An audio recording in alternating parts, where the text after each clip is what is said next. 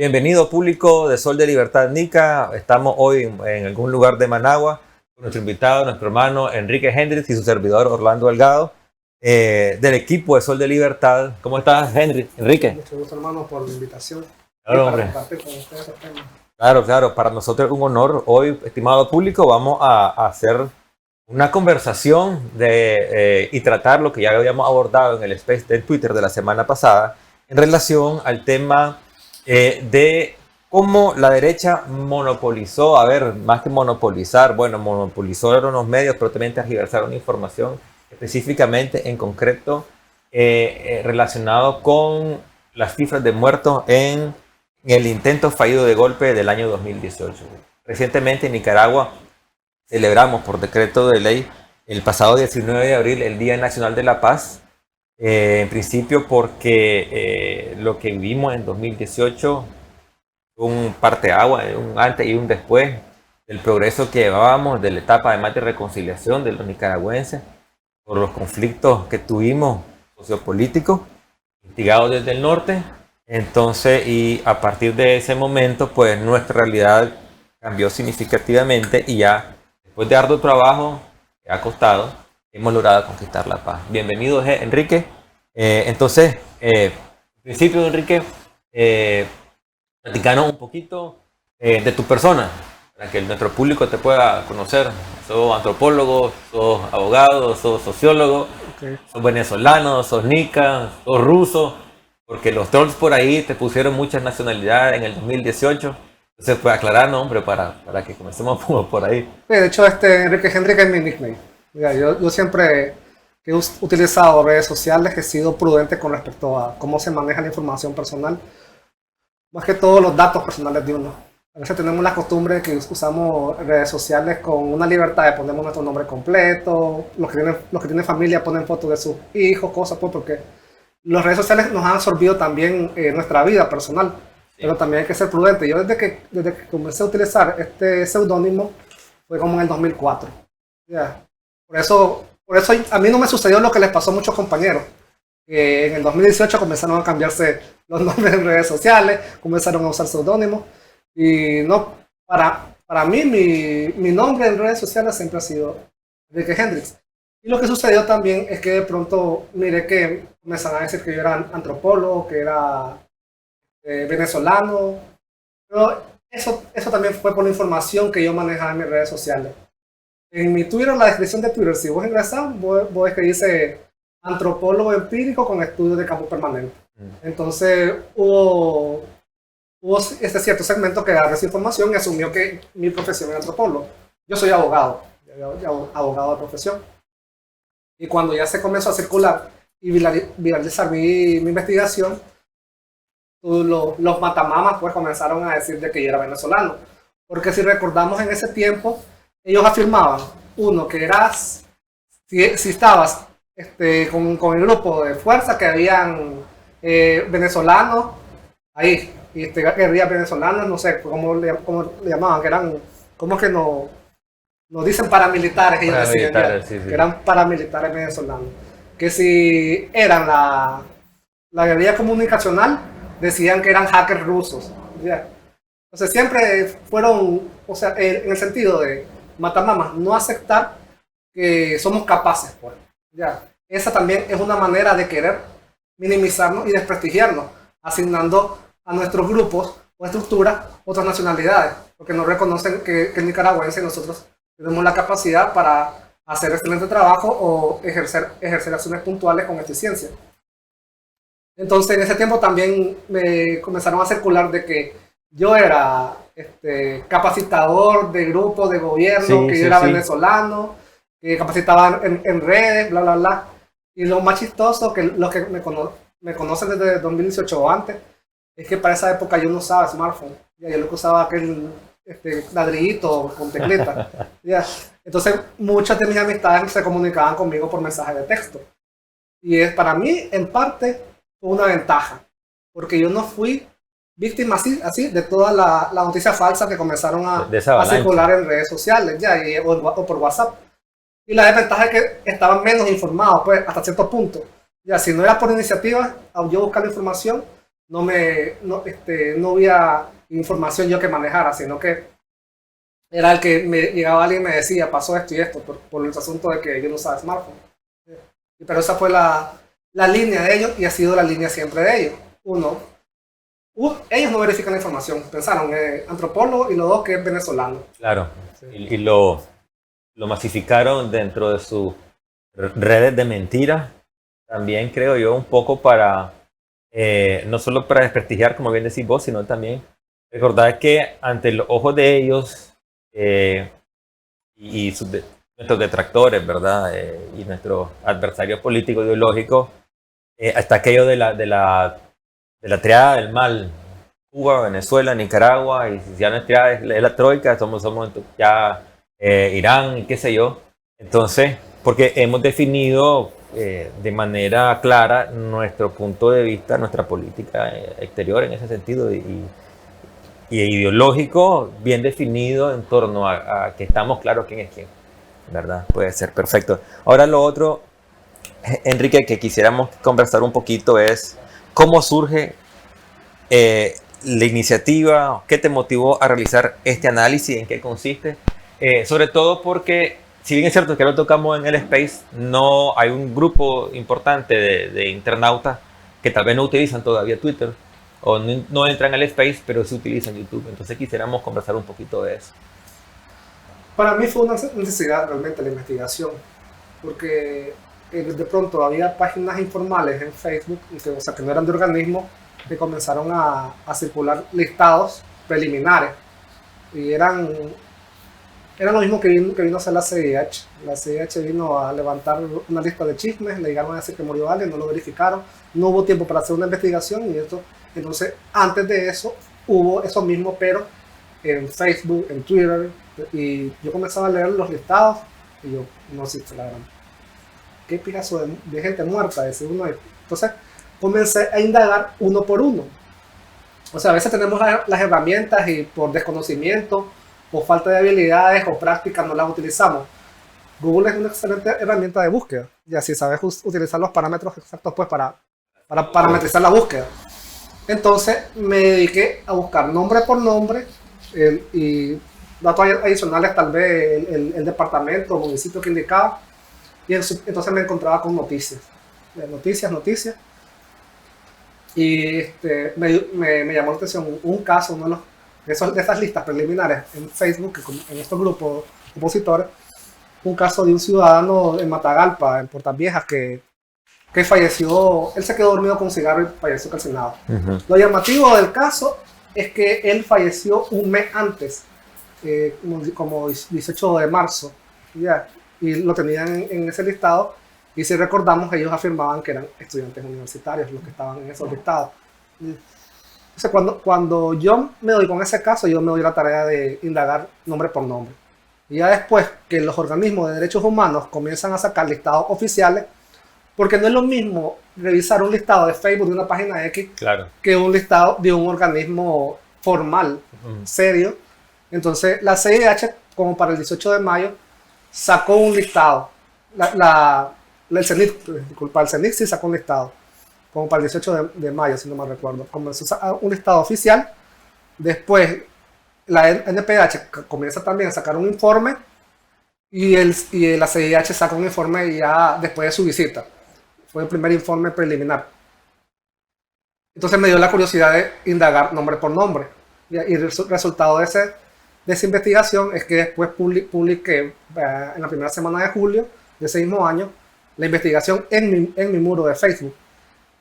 Que tengo un compañero, me invitó, tenía un blog se llama Blog contra la Manipulación Mediática, y me pidió que si podía dar mi investigación y publicarla ahí. Y después de ahí, ya otros compañeros lo leyeron y se comenzó a viralizar. Pero se viralizó más cuando la tradujeron al inglés. Los compañeros de Tortilla con Sal, es un blog también, la tradujeron al inglés y a partir de ahí fue más conocida afuera.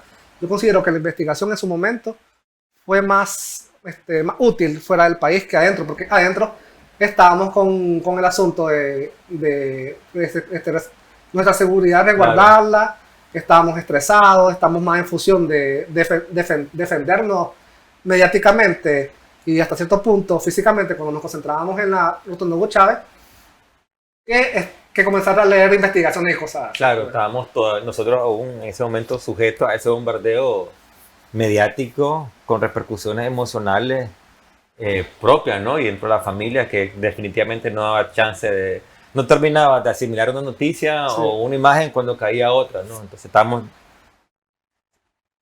siendo arrastrados por esa avalancha de sucesos que ocurrían. ¿Cuánto tiempo te tomó realizar esta investigación? Okay, a mí me tomó abril, como la ya tercera semana, a finales de abril, comencé a recopilar la información. Yo ocupaba mis noches de insomnio a revisar fuentes periodísticas desde internet, ya sean fuentes escritas, periodísticas. Entonces me tomó un mes más o menos sacar el estudio en sí, publicarlo. Porque todavía después de ese mes estuve recopilando todavía más información porque lo publiqué el 8 de julio, pero estamos claros que después del 8 de julio hubo todavía más decesos. Y en menor cantidad, sí, pero sí hubo decesos relacionados pues a esta intentona de golpe de Estado. Y el documento lo fue actualizando y en Tortilla González está el Excel. Sí. El documento siempre lo dejé público, yo no subí un PDF, yo subí un Excel que está abierto sin contraseña para que quien quiera revisarlo, manipularlo, confirmar la información o copiar, sustraer información, hiciera lo que tuviera bien, porque para mí es información pública sobre ciudadanos, si bien no todos los que están ahí, porque hay mucha manipulación con respecto a esas listas de muertos, pero quien quisiera verificar la información siempre ha sido de dominio público, pues. Me tomó un mes en un tiempo, en las noches que yo no podía dormir. Eso es lo que hacía yo. En vez de estar estresado, encerrado en mi casa o pensando fatalidades, me puse a investigar caso por caso. Y bueno, tengo dos preguntas, pero las voy a plantear ahorita y luego las retomamos al final. La primera sería, ¿cuál fue el impacto que tuvo fuera? Y la otra, más que creo yo que una pregunta, sería sacando una reflexión de lo que me estás comentando, te sirvió de catarsis también de alguna manera, ¿verdad? Entonces, antes de retomar eso, quisiera que nos explicara cómo fue la metodología que utilizaste para realizar esta investigación. Ok, el Excel, primero comencé a agarrar los nombres de los listados oficiales de estos organismos de derechos humanos. Todavía me parece ofensivo hablar de organismos de derechos humanos cuando me refiero a ellos, pero bueno, así están registrados ellos, pues. Entonces comencé a ver el CENIT y nombre por nombre revisarlo, ya. Entonces metía la información en el Excel, después revisaba el de la NPDH y lo mismo, nombre por nombre, CIDH lo mismo, nombre por nombre. Y en el Excel lo que hice fue ordenarlo cronológicamente, ¿ya? Porque algunos listados, por ejemplo el de la NPDH, los ordena por orden alfabético, ¿ya? Entonces lo ordené por orden cronológico y al final indiqué columnas en cuál estaban, por ejemplo CIDH, marcar un check si estaba en ese listado, porque me encontré nombres, por ejemplo, que sí estaban en el ANPH, en CIDH, pero tal vez no estaban en el CENIT. O si estaban en el de la ANPH, pero no estaban ni en el CENIT, ni en la CIDH. Ya me encontré casos así puntuales, pues. Realmente el de la ANPH fue el más exagerado respecto a la cantidad de muertos. El más falaz. Sí, es más falaz. Y me encontré una cantidad absurda de que estaban ahí, pero no los compartía ni el CENIT ni la CIDH. Y eso es lo que me llamaba la atención, que ni entre esos mismos organismos se pusieron de acuerdo con respecto a la cantidad de fallecidos que ellos afirmaban. Entonces, ¿por qué utilicé solo recursos prensa escrita? Porque ingresar es más fácil ubicar una fake news en un medio escrito que posiblemente después la elimine, que en redes sociales la cantidad es más exponencial de información que no me va a ser útil. Entonces, por eso utilicé más fuente periodística y esa fue la metodología que ocupé, agarrar la información, cotejarlas una y otras y después armarlas cronológicamente. Y si era posible, ubicar una foto, darle un rostro a ese nombre, porque lo que nos sucedió es que a veces decían solo las cantidades, por ejemplo, la primera semana te decían, hay tantas docenas de muertos, tantas decenas de muertos, y yo las discusiones que tenía con algunos ciudadanos que me bombardeaban en mi Facebook era, sí, dame al menos 5 nombres de esas personas. Y eran poquísimos los que te mencionaban nombres, ya te mencionaban un nombre exacto, sino que eran más que todo gritar cantidades. Entonces, es la fecha y te encontrás usuarios en redes sociales que te hablan, sí, los 300 que mató la dictadura. Pero no te dan datos. Dame cuáles son esos nombres. Ninguna lista tiene 300 verificados, porque te encontrabas como la NPDH que tiene un segmento que se llama persona no identificada y solo te dice hombre no identificado, mujer no identificada, o sea, pero la razón de muerte y absurdos como, para mí ese fue el mayor absurdo en todo el listado, hombre no identificado y causa de muerte desnucado accidentalmente.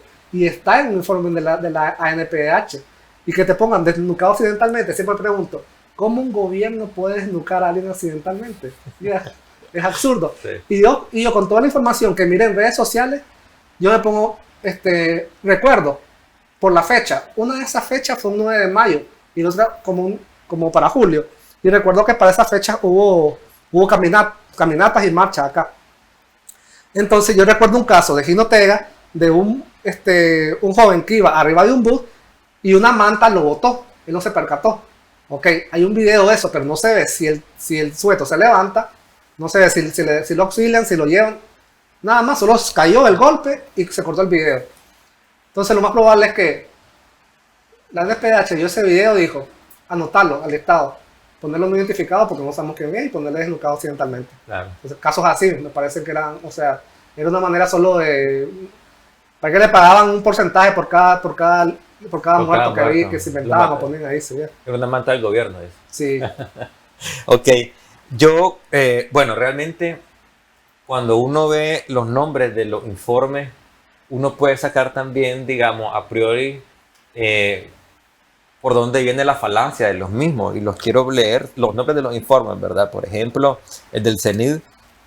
El informe se llama Asesinados y heridos producto de la represión y violencia gubernamental, ¿verdad? Entonces ahí ya podemos ver que hay un segmento, solamente en el título ya no se dio la información. Luego viene el de la ANPDH, informe preliminar de ciudadanos nicaragüenses muertos en protesta cívica como un derecho humano y ejecutado por grupos armados, abro paréntesis, paramilitares o fuerzas de choque, cierro paréntesis del periodo 19 de abril 2018 al 25 de junio 2018, 66 días calendario. Y luego viene el de la CIDH, que es el más ecuánime, listado de personas fallecidas en Nicaragua desde el inicio de las protestas, 19 de abril al 19 de junio del 2018. Entonces uno ya puede darse una idea por dónde viene la cuestión y que definitivamente con ese nombre tan kilométrico de la ANPDH, no me extraña entonces que también sus cifras sean las más exageradas.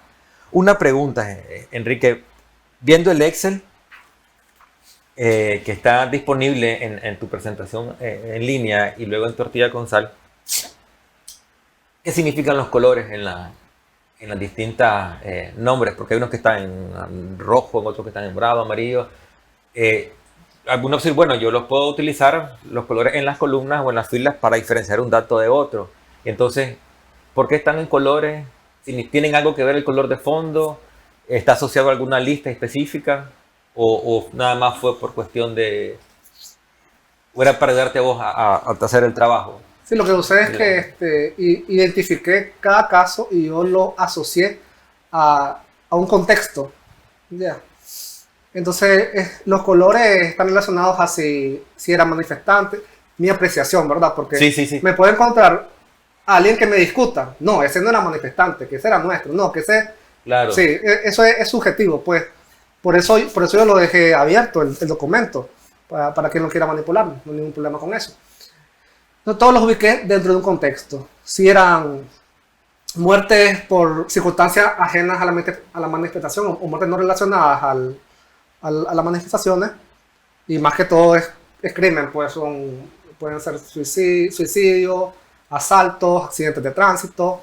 Hay una muerte, una violación y muerte de una joven también, me parece. De hecho, hay como 3 violaciones, penosamente, que las metieron como... Y de hecho, de esas violaciones, 2 fueron en tranque. Ya. Sí. Y una fue en Chontales, que de hecho a la mujer le tiraron un ladrillo en la cabeza para terminar de matarla. Y aún cuando ya había un proceso judicial y había un nombre, aún no lo tenían dentro del listado como que había sido el gobierno. O sea, como que el gobierno anda violando mujeres. ¿Ya? Entonces los colores están relacionados al contexto que yo determiné para cada ciudadano. ¿Ya? Sí, pero está libre eso de cambiar, porque al final los pasteles están relacionados a esos colores también. Claro, ok, no, y está bien que esté, digamos, vos decís, lo dejás abierto para que cualquier ciudadano podamos hacer alguna modificación según su percepción. Yo creo que es un trabajo que es de lupa y de mucha paciencia, porque vas revisando información, recopilando. ¿Cuántas fuentes más o menos utilizaste periodísticas de noticias? Yo vi varias ahí, pero sí, más o menos... yo creo como más de 20. O sea, fuentes. Pero, ok, pasó una situación, ¿verdad? Cuando comencé la investigación, y encontraba bastante información. Cuando publico la investigación después de julio, ya como a finales de julio, ya comenzó a encontrar menos información. Ya. Y la percepción que me dio es que hasta cierto punto le llegó la investigación a ellos y comenzaron a cortar nota roja por lo menos de sus páginas ya. Claro, le estaba desmontando. Sí. Su narrativa. Y después me encontré un informe de la ANPDH, uno de los últimos, que prácticamente estaba agarrando el formato de la investigación, solo que cambiándole el contexto a las muertes. Sí, entonces yo ahí me di cuenta que sí le llegó la investigación. Claro. Y sí estaban al tanto de no darme insumos para continuar investigando. Pues. Pero la mayoría de fuente de información fue prensa escrita opositora. Y eso es lo que me satisface de haberles desmontado, porque fue con sus mismos medios. O sea, ellos publicaban que habían muerto alguien asaltado en tal calle, y la NPH lo ponía como que era... Como cuando el gobierno lo mató. Sí, correcto. Pero ya había una fuente escrita de ellos mismos, de la oposición, que indicaba que no fue ese contexto. Y eso es lo que me llamó la atención, y eso es lo que me dio gusto. Por eso, en el mismo Excel, están al final una columna con todas las fuentes, por cada caso. Y no dudo yo que si ahora lo reviso, fuente por fuente, más de alguna va a estar eliminada. Seguramente. Pero hay recursos, sí, para revisar eso. O sea, Internet no olvida, estamos claros. Sí. Hay herramientas para revisar eso con otra fecha, con fecha posterior. Claro. Estoy aquí, tenía un dato, que hay un gráfico que consolida todas las 3 listas, ¿verdad? A 25 de junio sumaban un total de 293 ciudadanos muertos. Y vos indicabas correctamente que no se corresponden, ¿verdad?, a responsabilidad del gobierno. Y vos lo tenés desglosado. Quisiera compartir a nuestro público ese desglose. Muertes no relacionadas directamente con las protestas, 51 ciudadanos. Asesinados por la oposición, 60. Manifestantes, entre paréntesis protestantes, opositores y tranquistas, 59. Me llama la atención esa clasificación también en manifestantes. Protestantes opositores que tal vez estaban ahí, pero no se implicaron en actos de violencia, y obviamente el que estaba en el tranque, el mero tranquero, que le llamamos nosotros. Diferente, por decir niveles. Pues, exacto. Una cosa es ser protestante. Exacto. O puedo ser opositor, pero no protestante. Exacto, ya. También, que no incurrir en ningún acto de violencia. Correcto, nada, pero ya el tranquero, el que está metido detrás de un tranque, ¿no? El que ha asaltado, el que quemó vehículos y todo. Ese es el nivel top. El nivel top de la delincuencia, sí, correcto. Lo más allá. Sí. Transeúntes no involucrados, 46.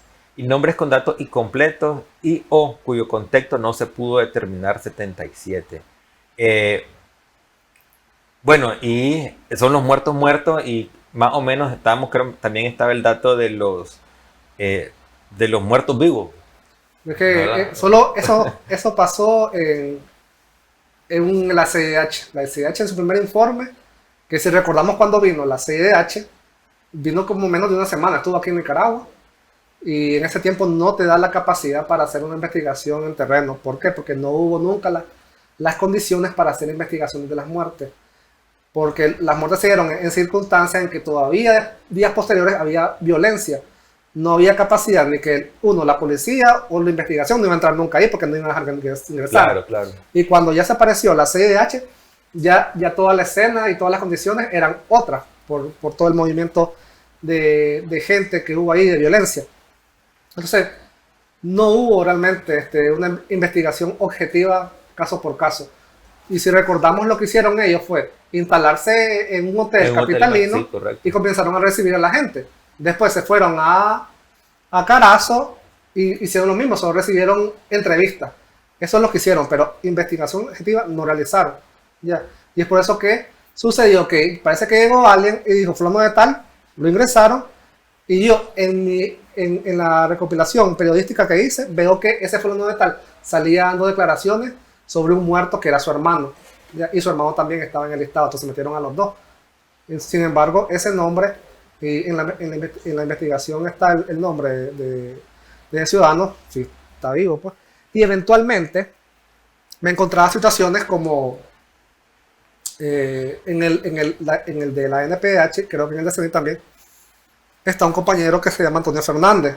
A él lo conocí y está vivo, pero está en el listado de la CIDH como fallecido. Después me encontré otra señora en Madrid, esta no la logré ubicar, y con compañeros de allá, de ese departamento, yo les dije, consíganme una foto, un video o algo, la señora, y me dijeron, es que esa señora no sale de la casa. Ya, porque, pero ya está. Sí, pero está viva. Ya, dice, la atendieron, es verdad, me dice, ¿por qué sale? Sale que fallecía por un morterazo. Y es verdad, ella tuvo una lesión de mortero, pero no falleció. Ya, la atendieron en el hospital, salió y está en su casa, pero no sale de la casa después de eso. Dicen, ya. Y no pudieron obtener recursos de la señora. Ya. Entonces, así, pero esos casos fueron que me los manifestaron. El único caso que yo conozco y que lo entrevisté es el compañero Antonio Fernández, porque sí está vivo y estaba en el preliminar de la CIDH, porque la CIDH después depuró su listado, pero estamos claros que el primer informe que sacó la CIDH fue el que nos hizo más daño, sí, a todos. Claro, le dieron mayor alcance también, sí, ellos de difusión a lo mismo. Hay una fórmula que vos detallás en ese informe, me llamó la atención, es una fórmula que incluye distintas, ¿cómo se llama la palabra? El término variable. Ajá, variables, ¿verdad? Y el igual es a la lista inflada de muertos contra un gobierno. Eso incluye, por ejemplo, víctimas reales de la protesta, que son manifestantes asesinados por la oposición, transeúntes no involucrados en las protestas, nombres repetidos, muertes no relacionadas directamente con la protesta y los no identificados, datos incompletos, inexistentes o inexactos. Ese modelo ¿es aplicable en todo contexto? ¿Crees vos que lo han aplicado en otros contextos, por ejemplo en Venezuela, cuando la famosa guarimba? Posiblemente lo hayan aplicado realmente ya, porque no te podría decir, yo conozco, claro, la lista de fallecidos en Venezuela. Lo que sucede es que yo agarré los tres listados y miré cuál era la constante en los tres. Y realmente noté que el porcentaje entre ellos, los tres compartían porcentajes similares. Entonces así fue como que identifiqué cuál sería la fórmula que están utilizando para ir inflando la lista de muertos. Ya, porque si bien nombres repetidos, no todos tienen nombres repetidos. Ya, la CIH es uno de los que tiene más nombres repetidos en su primer informe. Ya. Pero, ¿por qué pasó esto? Por lo que te explicaba. Ellos no hicieron una investigación. Aparentemente llegó alguien a decir, mataron a Marcelo López Sánchez, y después llegó alguien a decir, mataron a Marcelo Sánchez López. Entonces pusieron los dos nombres. Y tal vez alguien llegó a decir que el Marcelo fulano era Ciudad Sandino y municipio, y otro llegó a decir era de Managua, pero Managua departamento. Entonces lo grababan de esa manera. Ya. Sí, eso pasó en varios casos. Pero la fórmula fue para mí es un reflejo de los porcentajes similares que están compartiendo todas las tres entidades, pues, para determinar su listado. Sí, me llamó la atención eso revisando las listas del Excel. Y es que, por ejemplo, estaba Juan Pérez y dos apellidos. Entonces, abajito, solo estaba Juan, solo estaba Pérez, y los apellidos estaban invertidos, o solo estaba un apellido. Y en varias ocasiones vi ese fenómeno. Entonces, claro, tal vez en aquel momento, y con la intención de ellos, del fake news, nadie se estaba percatando de esos detalles, ¿verdad? Sí, en el Excel procuré yo hacer ese filtro. Ya, entonces, ¿qué hacía? Por ejemplo, si era el Juan Pérez López y yo ponía en las observaciones, posiblemente es el referido también el listado A, y ella se identificó que es la misma persona. Y en el informe de la CIDH pasó un repetido, pero con una particularidad. Pusieron el nombre del ciudadano y después en otro número pusieron el alias, se le conoce como el mono. Y yo me quedo, oye, pero si eso supone que es un organismo serio, me manda a poner apodos de los ciudadanos, porque digamos, número 25, el nombre del ciudadano. Después, seguir leyendo el listado, número 80 y tanto, solo se le conoce su alias, el mono. Y en la investigación yo identifiqué que se referían a la misma persona. ¿Ya? Entonces, ellos que no tuvieron esa capacidad, me van a decir, para identificar eso, con su grupo de expertos y todo eso. ¿No? Sí. Hendrix, y entonces se publica el estudio, se hace la difusión. Estamos claros que en Nicaragua pues en aquel momento no fue tanta el impacto por lo que estábamos viendo en el momento. ¿Cómo fue recibido el informe, tu estudio, quiero decir, fuera de Nicaragua? ¿Qué te dijeron la gente que lo vio, donde lo presentaste? ¿Cuál fue ese impacto? Bueno, realmente miré que noté que ya para junio lo habían traducido en francés, en alemán. Si buscas el nombre, por mi nombre y Monopolio, encontrás varias traducciones. ¿Ya? Y tuvimos por así decirlo, la suerte, pues, no fue suerte, fue el hecho de que Max Blumenthal en julio del 2018 se encontraba aquí en el país. Ya, Max Blumenthal de Grayson. Sí. Ya, vino con otro compañero, Thomas H. Entonces me hicieron el contacto a mí, una compañera me hizo contacto para abordarme con él y ya me entrevistó y él ya agarró los recursos para comenzar a tener argumentos afuera. Sacó artículos en su blog, The Grey Zone, e incluso fue motivo de debate de parte de él con extranjeros opositores también en canales de YouTube. Yeah. Y después noté que comenzaron a salir artículos, no solo aquí al interno, porque al interno tenemos compañeros muy capaces también que hicieron buenas investigaciones y buenos análisis. Yeah. Pero afuera, la parte de la solidaridad internacional que tenemos con compañeros internacionalistas es que divulgaron la investigación y ellos en sus mismos artículos tomaban como referencia bibliográfica la investigación. Yeah.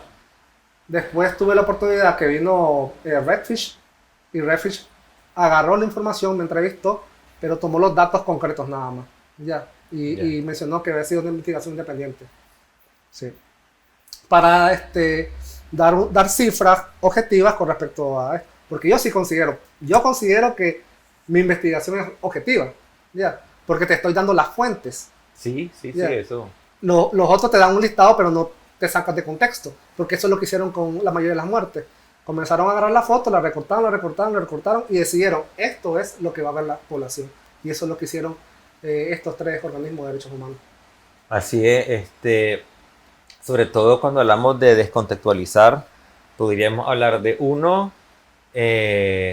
poner una foto o repetir nombres, pero también tergiversar el hecho de cómo ocurre la muerte, ¿verdad? Y no poner la fuente donde tiene la información. Eso creo que también es importante. Sí. Y eso le da también mayor validez a tu investigación. Y más allá también es lo ofensivo que todos los oficiales de la Policía Nacional estaban en los listados. ¿Ya? Sí, yo oí y los ponían como que en un listado que decía que el gobierno los había asesinado. Y no hay mucha información en relación a ello. Yo vi, por ejemplo, algunos de los compañeros policías muertos por los tranqueros. O sea, policía... Nombre del compañero muerto, policía, recibió una herida de bala en la cabeza o en el pecho. más nada. Sí. Eso era todo, pues, pero bueno, ¿y qué más?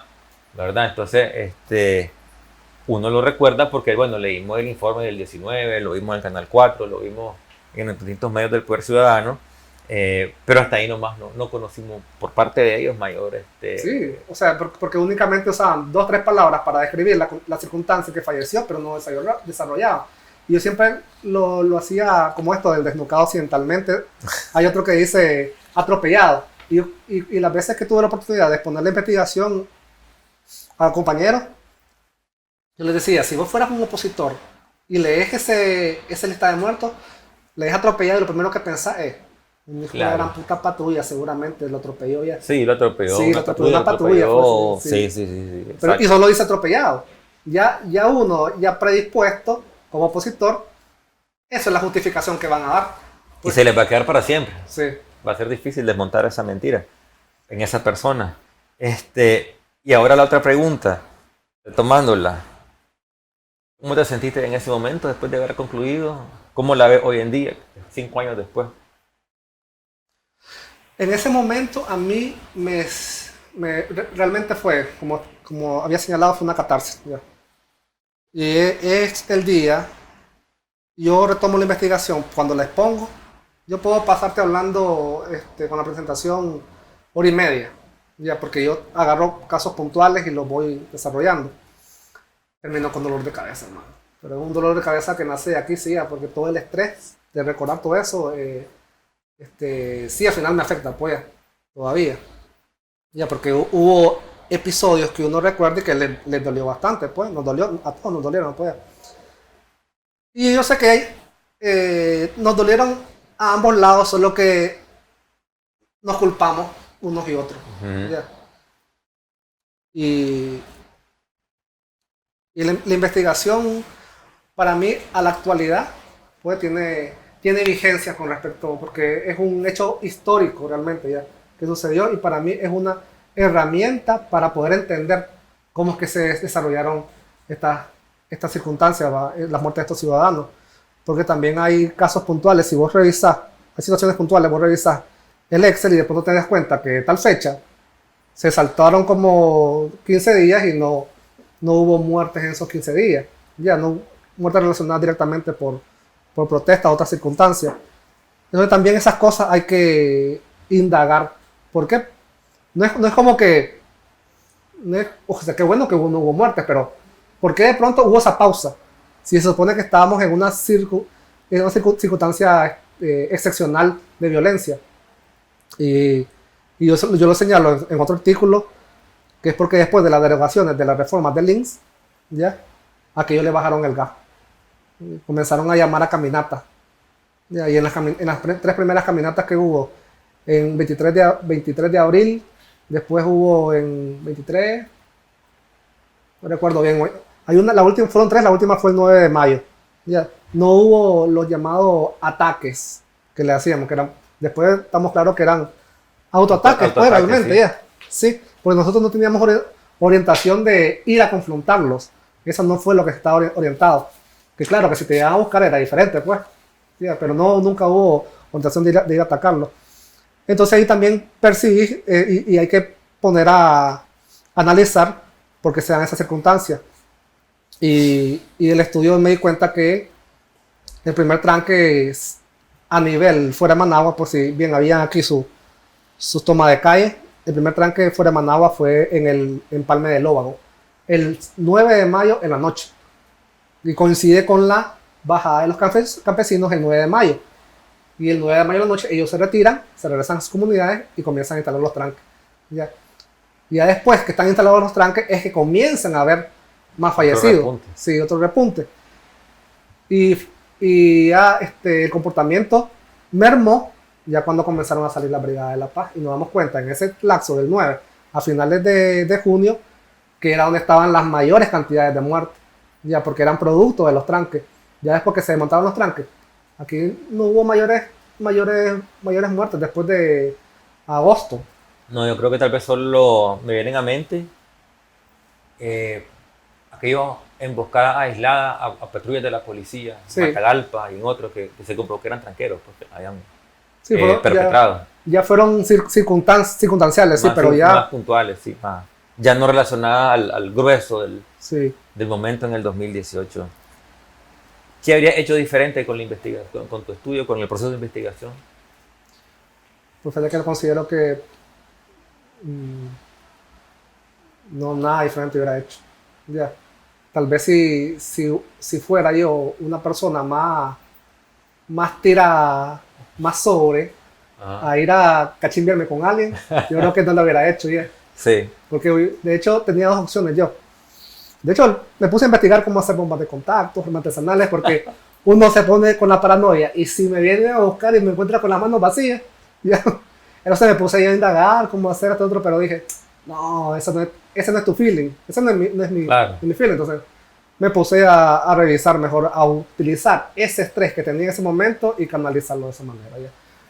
Pero yo considero que para mí la investigación está bien hecha y no le hubiera cambiado nada más realmente. ¿Ya?